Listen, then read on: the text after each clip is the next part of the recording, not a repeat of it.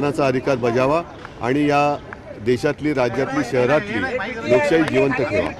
त्याचबरोबर आणखी एका गोष्टीचं मला वैषम्य वाटते की सकाळपासून मला वेगवेगळ्या ठिकाणातून मुंबईतून आणि इतर शहरातून पण फोन येत आहेत। निवडणूक याद्यांचा गोंधळ आहेच, नावं वगळली जात आहेत, इथली तिथे जात आहेत, गोंधळ काय संपत नाही आहे।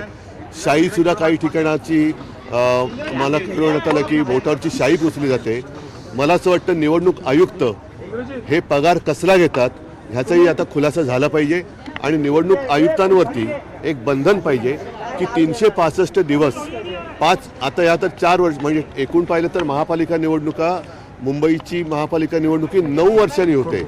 मग 9 वर्ष जे निवडणूक आयुक्त आणि त्यांचा कर्मचारी वर्ग काय करत होता, आता रोज निवडणूक आयुक्तांना सुद्धा त्यांच्या साईटवरती आज त्यांनी काय केलं हे सांगणं बंधनकारक केलं पाहिजे।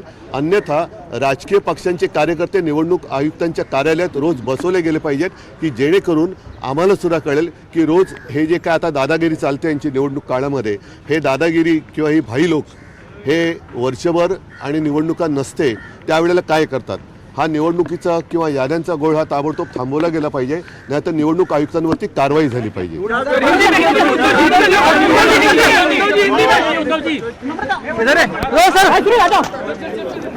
सचिन सर